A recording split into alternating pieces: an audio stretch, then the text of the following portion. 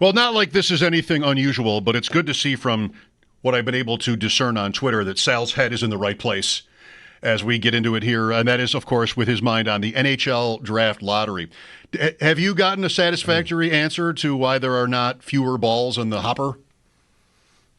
No, have not. I've had a few people tell me, well, because you couldn't do 6.5 then. Well, that's not the point. I know that right now you couldn't do the exact number. My idea is instead of doing it the way they do with 1,001 different combinations of balls 1 through 14, just say, okay, let's say 1,000. You had brought up a good point. Maybe you'd have too few balls to make a difference. Okay, let's just do 1,000 balls then. Put them in, and the Sharks get 260 of them, 26%. The Sabres get 60 of them, 6%.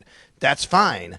I know that right now you couldn't do it because of the 6.5. Just round it up. They've changed the numbers over the years, the odds. That's not the point. The point is why make it so convoluted to follow? Can't they simplify it is what I'm asking. And no, I have not received a good explanation as of yet.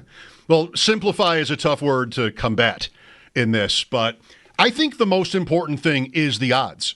Like San Jose is 18.5, and there's some reason why it's not 20. You know, like there's some specific reason why with 16 teams, at least it's only half percentages. There's no thirds or anything like that. But of course, you can't have a team like Calgary or Vancouver, you know, in this with 100 balls if they're 0.5%, right? So you'd need to have at least 200 and whatever that is. So you're right. Simplicity was not their ultimate priority here. It was, you know, the odds and however they perceive it to be fair. I do get the point of making it a little dramatic for television, which now you have because it will be live, right? Versus just revealing it. But, you know, I think you could still have drama, but I understand that point of it. It's funny because, you know, when the NBA started their draft lottery in 1985, I just showed Max a little bit because we were talking about this. And I said, you know about the NBA draft lottery in 85, how it's, you know, a lot of conspiracies there that it was rigged. He's like, what are you talking about? And I showed him a couple videos. There's a great special on that. I think a 30 for 30 on that. And, you know, there's a lot of people who say that it was rigged. And I think if you go back and actually talk to, and in that special, you could come away with the conclusion. Maybe it was fixed, you know, for the Knicks. But you don't have to. But you don't have to come to that conclusion. Right. But they only put one card in envelope for each team in the lottery. It wasn't even weighted at the time, which was fascinating. The theory was that the Knicks envelope was the cold one. Yeah, it was frozen. It was supposed to be cold. David Stern knew which one to pull. Yes. And there was also a thing where when they put the envelopes in the hopper, if you notice, like that one, he like kind of hit it. Like it looked like accidentally, but people say he did it on purpose to fold the corner or something like that. Well, statute of limitations on that, Sal, 40 years. It's probably too late. But not for me. I mean, you know, you love the JFK assassination stuff, right? I mean, you know, this is conspiracy theory stuff. I love going down those rabbit holes. Absolutely. Watergate. Yeah, conspiracy theories get such a bad rap, which I think is mostly deserved. But once in a while, like Watergate, that was a conspiracy. Like, you know, if you're somebody who thinks most of these are wackadoo, this would be a whole bunch of people plotting to scheme and deceive and break laws. And that is what that was. So it can happen. Well, I love the transparency piece tonight. I think it's great. I want to ask you this, too. I'm just wondering whether or not they can present it in a good way where it makes sense. Because that's the part you're bringing up with simplicity. It's not. There's no particular number for the Sabres that you need or need to not see. As far as I know, I mean, with 65 different combinations out of 1,000 or 1,001, because there's one where they would do it over. Mm-hmm. So what do the numbers in a vacuum mean? They don't mean anything. But we'll see how they do it with the graphics to show you the movement and the probabilities, because that, you know, that's done now even during games. That's kind of constant now with sports, and it will be a part of tonight, but will it, you know, go over well? Do you you've watched when they show, they actually do have a video that gets released later of this, right? You know what I mean? They show in years past what they've done is they've done the lottery, they show in, you know, who gets it, and then they'll later put the video up on the actual drawing, which tonight we'll see live. And I remember a few years ago when the Sabres got Darlene, and the ball that it came, there were 3 balls, and there was one that was coming up, and it was between the Sabres and the Hawks, maybe another team in there. But the Blackhawks were very close to getting Dahlin. I think it was them. It might have been Detroit. I think it was the Blackhawks. I think it was too. And like that ball was coming up, and the Sabres ball kind of knocked it out of there at the last second to get sucked up in the machine. It's the most physical thing the Sabres have ever done, was docking the Blackhawks ball out of the chute. That's right. I love it. I love it. Yeah. It's the one time in their history they were physically superior.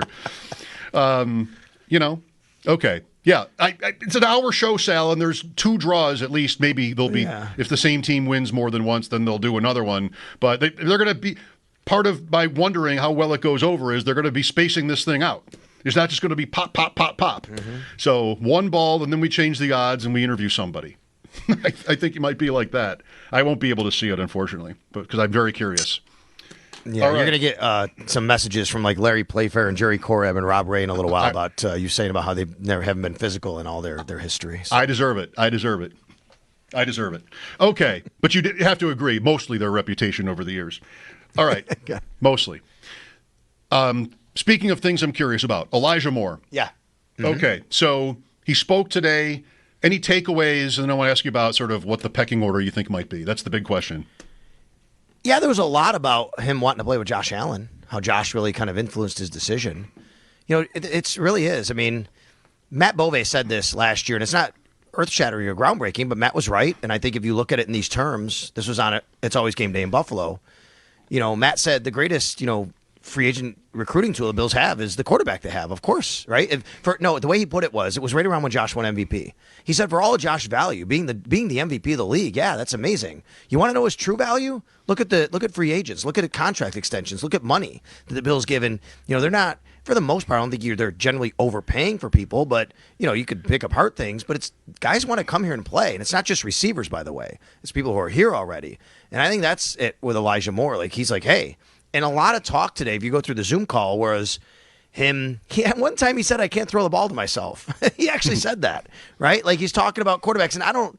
And he was trying, I think, walking that line of, I don't want to be disparaging to the quarterbacks I've had, because these guys are putting in the time and they're professional football players. But at the same time, I've never played with a guy like Josh Allen, and I've pretty much had a wandering through the forest type of quarterback situation where I've played. So if you go back and listen, that was a big deal, I think, of why he's here now. We are once again embarking on this, as we know, some will say that's good, some will say it isn't, on an offseason where trying to figure out the wide receiver pecking order is really hard. And Elijah Moore makes it harder. Hollins is gone. Cooper is gone, of course. No chance of that, I would think, at this point. But you have Elijah Moore in, Josh Palmer in, then who was here? Shakir, Coleman, Kincaid, and Samuel. Elijah Moore, Sal, could be any number on this list, I think. I would like to think he wouldn't be last. However you'd want to measure it. Production, talent, usage. I would like to think he wouldn't be last based on his age, the money, his talent. But I don't know about first. Shakir maybe has to be first. What do you have to say on how these guys rank for you and how you think they rank for them? Well, this is on the heels, too. I'm glad you bring them up because, I just had I had a tweet today about Brandon Codrington and Laviska Shenault, which I think ties into all of this. And one of the things that I've seen a lot lately is people saying and talking about how Brandon Codrington and Laviska Shenault are fighting for a roster spot against each other. Well, I don't see it that way. Now, I understand if the point is, and I'm not here to disagree with this point, that I don't know if they can keep 2 guys who have these specialists, these special skill sets, who don't contribute in their other capacity, meaning Brandon Codrington at corner, Laviska Shenault at wide receiver. Okay? But I would say Laviska Shenault, for him, what he has to do is show he can contribute at wide receiver, right? And if that's the case, then I think that this even changes the equation of what we're talking about, because if they decide to keep him and he's going to be a 6 wide receiver, you're talking about 6 guys in this team, to me, including Elijah Moore, right? And maybe Laviska Shenault, I don't think he's going to pass Elijah Moore necessarily, but if he does enough to show he can be on the team, he's probably got to show enough, Mike. I think he has to show enough at wide receiver to do that. Yeah. So now you're talking about Shakir, Coleman, Palmer, Samuel Moore, and Shenault. And I think that Elijah Moore right now probably slots into that 5th guy, and there is a chance he could be the 4th guy if Curtis Samuel doesn't wind up being, I think, what they think. But as of right now, if we're to put it on paper, if I walked into the Buffalo Bills, coaching staff, and I don't know if they do this or not, but if they had up on a board a depth chart, I'd have a hard time seeing Elijah Moore ahead of the top 4, Shakir, Coleman, Palmer, and Samuel.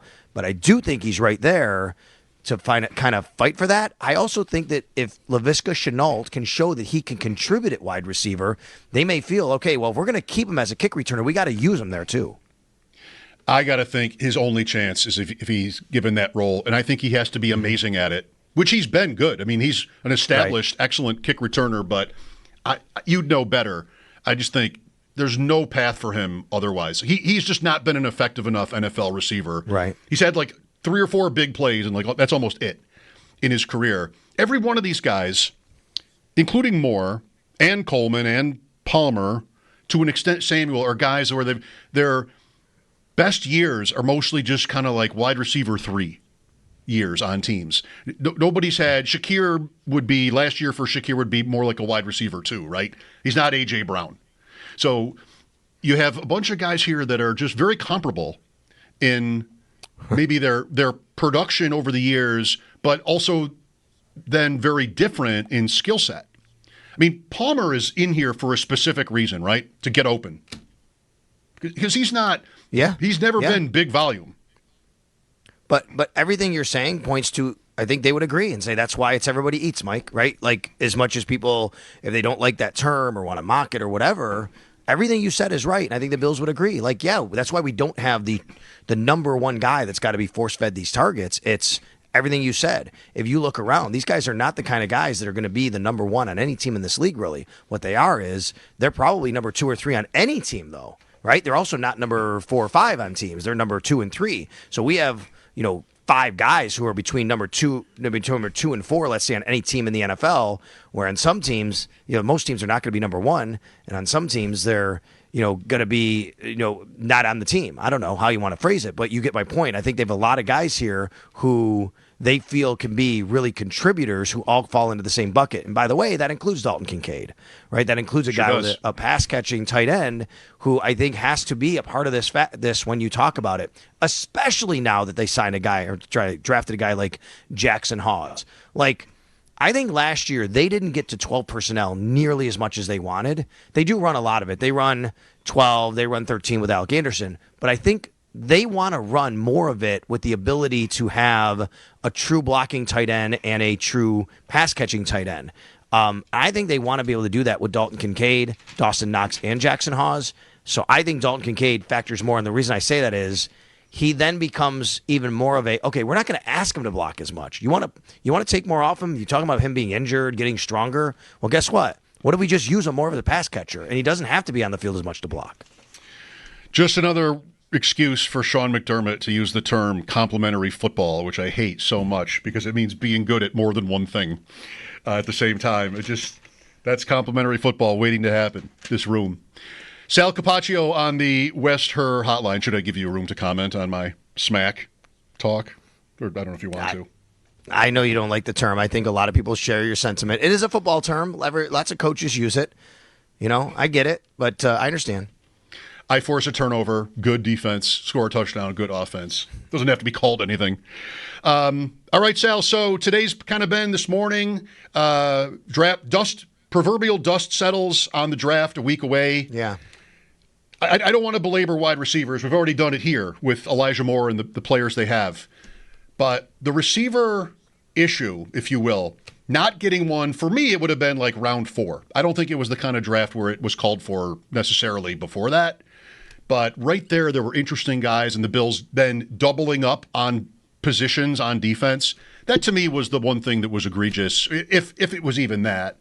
But otherwise, I mean, people seem to think it was a banger, this draft, with filling needs with good players, some, curious players like Landon Jackson in the 3rd round. I mean, what else is there to criticize?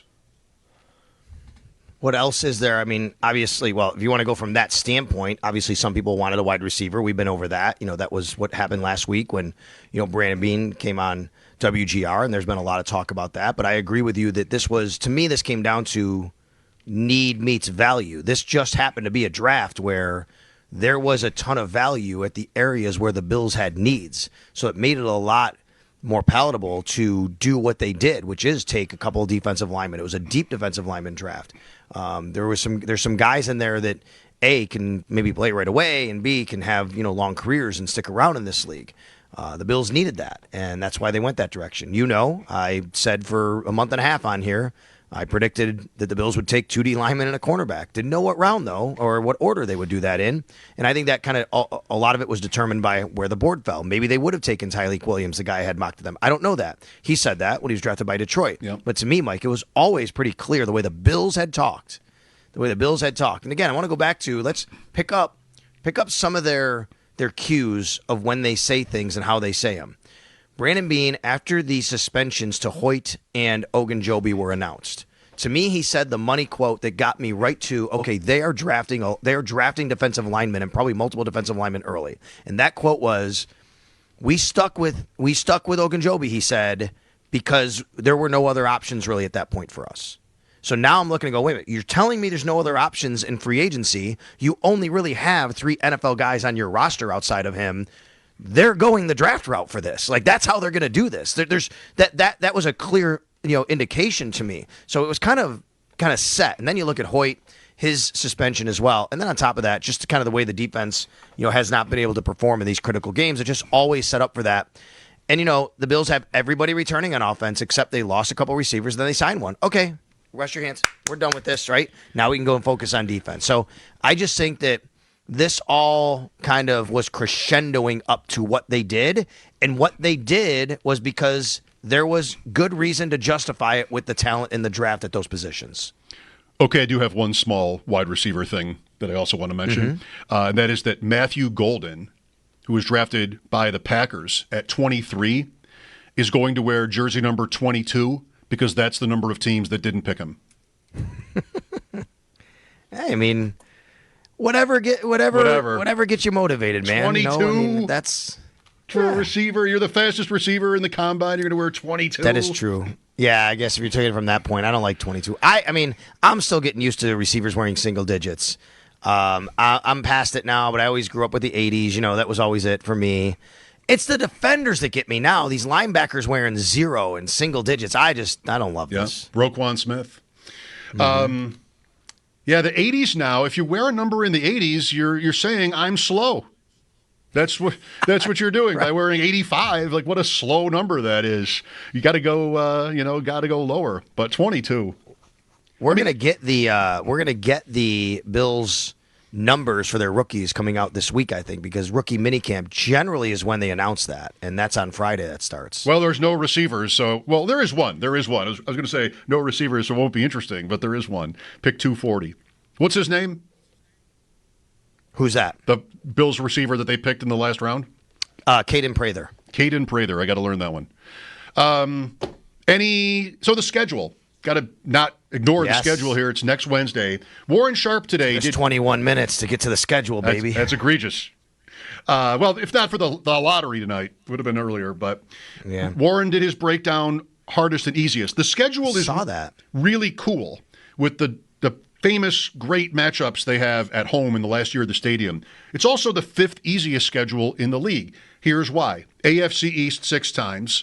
2 bad teams last year, 1 mediocre. Cleveland is on it. Then you drew the NFC South with, some bad. Tampa's the best of that bunch. So the fact that you're playing the Ravens, the Chiefs, the Eagles, the Bengals weren't, a great record. Houston, division winner, doesn't offset. It still comes in as I don't think the records last year have everything to do with his analysis, but it still comes in pretty weak. You mean Warren Sharp's analysis? I'm sorry. Yes. Warren Sharp's? Yes. His analysis was based on the Vegas win total, I believe, right? Okay. Yeah. I mean, that would be... That's what he did. He did what he did, and he does every year. He takes the Vegas current win total of each team, and he totals that up and says, here's who has the easiest and hardest based on what their projected win total is of their opponents. Right. And that's going to come out mostly the same as last year's record. I mean, there's some movement. Right. But, mostly you're going to have... It's going to be pretty close to last year's record. And I was kind of surprised because the Bills had the 5th easiest, but look at their division. That's why. They get 6 games against the Patriots, Dolphins, and Jets.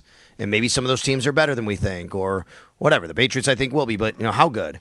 they do have a really tough home schedule.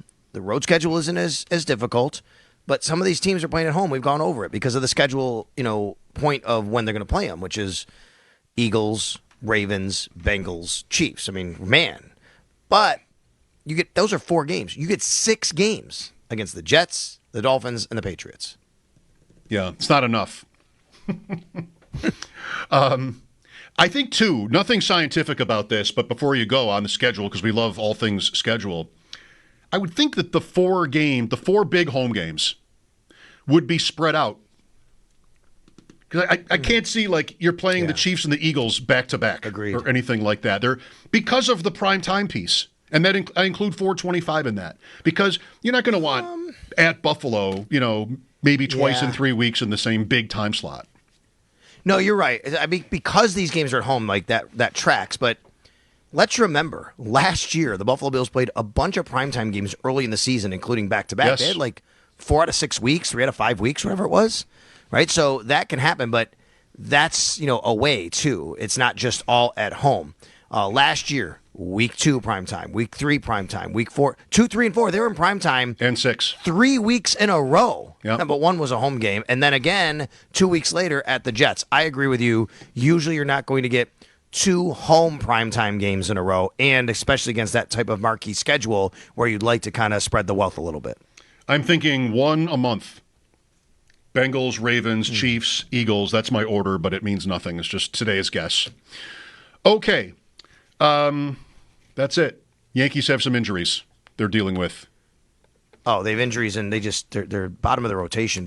They need help right now. So they had a nice start. It's starting to fall apart a little bit. So are they playing tonight? I know it's been raining all day in the Bronx. So they got the Padres this week for 3 games. And, Mike, like, it's raining every day, apparently, the next 3 days. And this is against an NL team. You can't make these games up, really. You got to find a time to have off days for both of them. And there's cross-country. This is kind of dicey here. Have not seen anything yet, but that's a 7:05 start. Yep. Get to know your beat Vivas called up to the Yankees today as they're trying to patch it together with Chisholm out and some other. But he's actually been playing he played this past weekend, too. He's been up already? Okay. Yeah, he's been playing. Chisholm got hurt a few days ago. He's been playing, actually. He played second base, and he actually walked like his first twice during his first game. But he's a guy that's been up a little bit. All right. This guy Escara, this catcher, what a great the first homer he is, by the way. The guy who drove Uber or something. Yes, 30 years old. Finally makes it to the major leagues. He was like an Uber driver at one point because he's trying to make ends meet. So good for him, J.C. Escara. But guys like that, that's who are kind of he's a regular now, I guess you'd say, in their lineup. But these are some of the guys that are playing a little bit. He's going to have to pull up that 172 average. This Yes. J.C. Escara if he wants to stay up. But good story, I agree. Thanks for your time, Sal. You got it.